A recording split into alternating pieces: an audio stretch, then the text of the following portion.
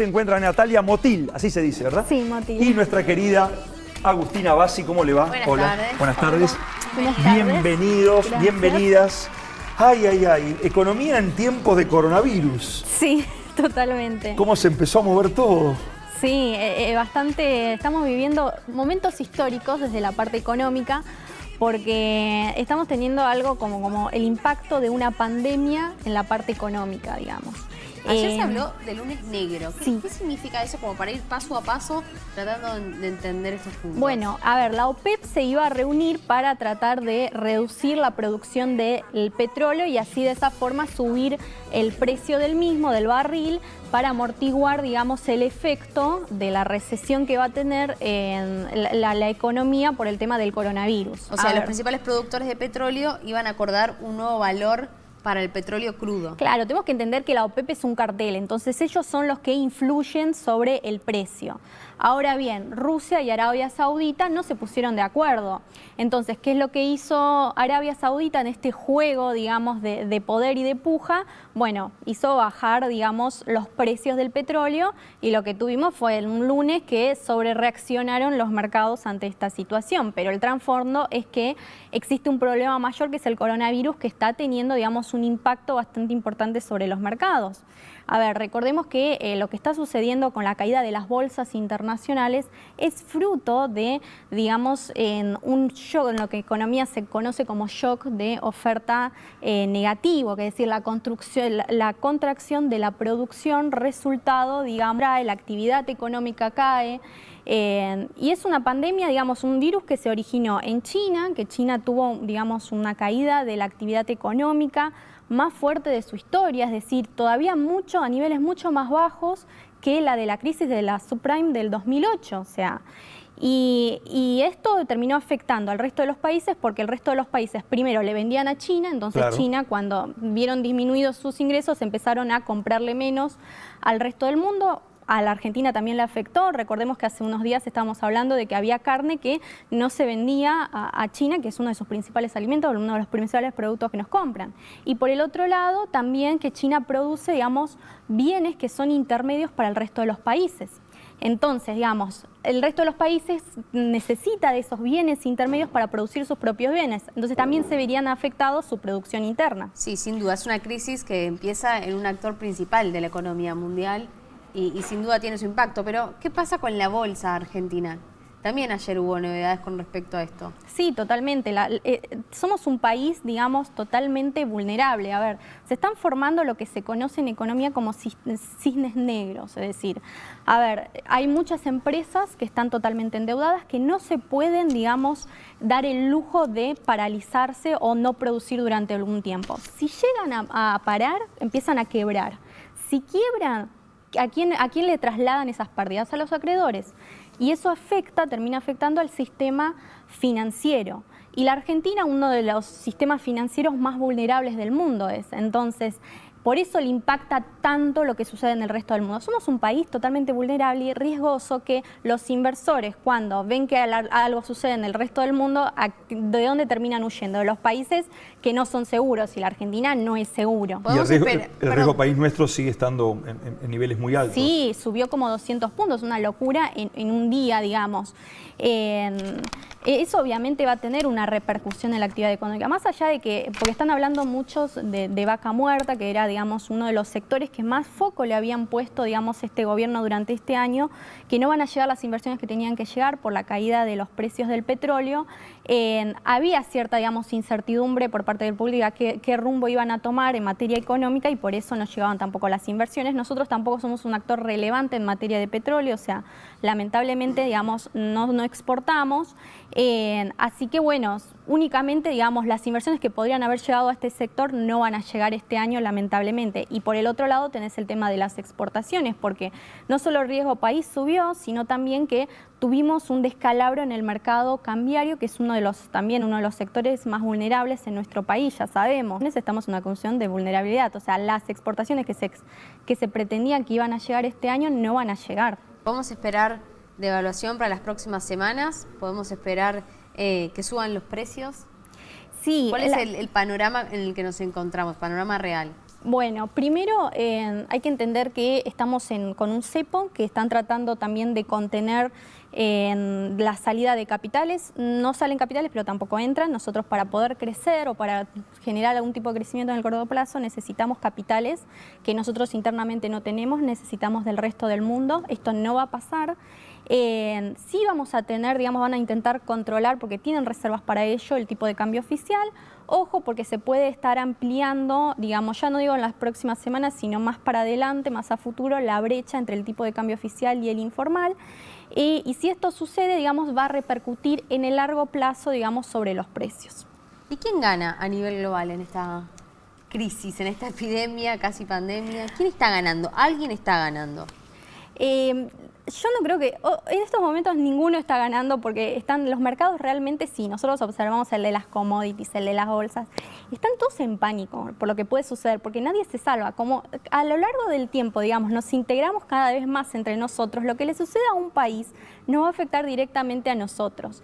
Hay siempre puja de presiones, digamos, de poder, porque digamos, la PEP, ¿cuál es el transbordo que se está diciendo de por qué hicieron todo esto Rusia y Arabia Saudita? Porque bueno, tenías a un gran productor que es Estados Unidos, Shell, que durante el último tiempo se convirtió en un gran actor. Entonces, bueno, tratando de sacarlo del juego de la óptica en esto, bajaron los precios del petróleo para hacerlo, digamos, de alguna forma derrumbar o una cuestión de poder. Bueno, sí, puede haber un sector que otro que está haciendo una puja y trata de, digamos, de recalibrar el mapa a favor de ellos, pero en realidad todos terminan perdiendo. A ver, hoy los mercados, porque no es que se cayó la bolsa de un solo país, se cayeron las bolsas en forma generalizada. Entonces, hoy los mercados están descontando que la economía mundial se va a desacelerar este año. O sea, la caída de las bolsas, ¿qué es en realidad? Es el valor presente de los beneficios empresariales futuros. Y en el futuro están previendo los mercados de que van a caer estos beneficios. Por eso está cayendo hoy la bolsa. Y en este contexto mencionabas que se derrumbó el precio del petróleo. ¿Por qué pasa en nuestro país que si bajan los precios del petróleo no suben? No pasa lo mismo con el precio en las naftas, digo. Bueno, porque es un mercado bastante regulado. Si hubiese libre mercado, digamos, esto no sucedería y automáticamente se ajustaría. El tema es que, ¿qué están diciendo? Hay dos justificaciones. Por parte del Estado, digamos, el tema es que en las naftas se les cobra un impuesto a los combustibles que es una bastante importante de la recaudación total de la Argentina. Entonces, no quieren bajar el precio porque van a recaudar menos. Eso por parte del Estado. Y por parte de las compañías están diciendo, mira, la verdad es que cuando subió en octubre del año pasado los precios del petróleo, nosotros regulamos y congelamos. Entonces estábamos trabajando hasta ahora con pérdidas. Bueno, tratemos de compensar eso y no ajustar. Bueno, obviamente es muy de corto plazo. En algún momento vas a tener que ajustar y se va a sentir más ese ajuste a la larga. Hablaste de Rusia, de China, de Arabia Saudita y Estados Unidos. ¿Qué rol juega? Bueno, Estados Unidos también es digamos, también se posicionaba en los últimos tiempos como uno de los grandes actores en materia económica. Y está teniendo, ojo, porque este año está teniendo unas elecciones y se está dividiendo entre ir a una visión más de izquierda y una visión más derecha. Trump salió a decir, mira, la verdad es que esto no favorece lo que está sucediendo, pero no es cierto, porque si eso le llega a afectar a una de sus principales compañías, digamos, de petróleo, esto le va a impactar en las elecciones. Puede, digamos, jugarse la candidatura a la reelección de Trump, así que está bastante atado, digamos, la cuestión. O sea, no estamos hablando solamente del 2020, sino de lo que va a pasar a futuro. Porque una visión más de izquierda, digamos, tirado a la izquierda de los Estados Unidos, digamos, puede, digamos, resquebrajar la balanza hacia una visión más intervencionista o más proteccionista. ¿Y qué pasa con la situación de empresas locales, compañías que trabajan con insumos chinos, por ejemplo, que importan? ¿Cuántas son? ¿Qué impacto va a tener esto en nuestro mercado local? Bueno, nosotros tenemos, inclusive en los últimos años, hemos incrementado, digamos, en la compra de insumos por parte de China. Nosotros le estamos vendiendo más a ellos, digamos, productos más primarios o agroindustriales, sino también le estamos, digamos, comprando a ellos y muchas de nuestras industrias nacionales dependen de la producción de estos. Entonces, si se frena, si nosotros le compramos menos, que en realidad es lo que está sucediendo, porque la producción china está bajando. Entonces nos están vendiendo menos. Si nosotros vendemos menos, ¿qué es lo que va a pasar al final del día? Bueno, que pueden llegar a que pueden llegar a quebrar algunas o van a tener problemas de abastecimiento en la cadena global de producción. Y en el consumo, ¿ves que el coronavirus haya impactado ya en algo? Digamos, recién son 17 casos confirmados. En la Argentina es bastante incipiente porque los casos aparecieron la semana pasada, pero ¿notas algún cambio en el consumo local? ¿Crees que esto puede afectar al consumo?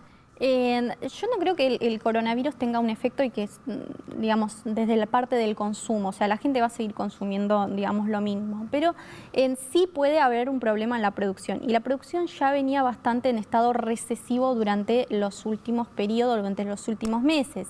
Y eso puede impactar en el largo plazo si esto se intensifica. Igualmente, ojo, porque puede ser, digamos, es lo mismo que pasó con, digamos, la gripe aviar. Tuvo un pico en algunos meses y después baja. No es que es algo de muchos años.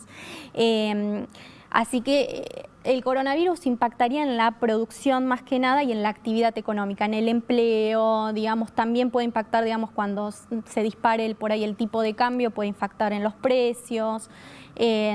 Por el lado de la oferta sería el problema. Por el lado de la demanda no veo muchos problemas, más en la Argentina, digamos que no tenemos muchos casos y que todavía falta para el invierno, cuando es el mayor pico del coronavirus. Hasta ahora el consumo en restaurantes, cines, eso no cambió, digamos, las salidas, la parte de entretenimiento no se vio afectada por coronavirus. No se vio afectada y bueno, uno de sus mayores riesgos sería ese, ¿no? Que con las medidas de prevención se paralicen las empresas, por ejemplo, o uno, digamos, no salga a consumir o no vaya al cine donde haya más multitudinaria. Bueno, sí. Eso sería si se intensifica el problema. Por ahora no se está observando eso y es una cuestión de gente que viene de afuera y eso, pero no estamos teniendo los mismos problemas que está teniendo, por ejemplo, Corea del Sur, Japón, Italia. Todavía no llegamos a ese punto. Hablabas recién de que nuestra economía, y lo sabemos, es muy vulnerable y más con esto. ¿Cómo está la región? Brasil, Chile, digamos, Brasil, el gran gigante del Cono Sur, ¿cómo están? Bueno, Brasil, nuestros países vecinos tuvieron, digamos, unas devaluaciones de sus monedas, cosa que la Argentina no lo tuvo, digamos, para tratar de hacer amortiguar o como efecto del coronavirus. Ojo, porque Brasil en estos momentos se está reacomodando en el tema de la región, digamos, la integración que tiene con el resto de los países. Vemos un alejamiento en la parte más comercial de la Argentina y un acercamiento más hacia países como Paraguay o más países vecinos. Creo que es una cuestión también más ideológica y porque la Argentina se encuentra mal. Entonces, cuando vos tenés una relación tan estrecha en la parte económica, si ese país le va mal, a vos también te va a ir mal. Entonces, Brasil lo que está tratando es amortiguar el efecto que tiene la crisis económica argentina. ¿Y cómo lo está haciendo? Bueno, acercándose a otros países. Pero a la Argentina, ¿cómo le afecta eso? Y bueno, le afecta porque, digamos, es que está teniendo, digamos, un jugador que era tan principal, porque la verdad es uno de sus principales exportadores de la Argentina es Brasil, y por ahí se está alejando de ella, entonces nosotros quizás deberíamos ver de qué forma podemos relacionarnos con otros países para integrarnos comercialmente, que estamos necesitando de las divisas por parte de las exportaciones. Claro. Todavía no hay resoluciones por parte de las aerolíneas, muchas están hablando de posibilidad de cambiar los pasajes, porque hay mucha gente que tiene viajes pautados para Europa, para abril, para mayo, y la situación no se sabe para dónde avanzar.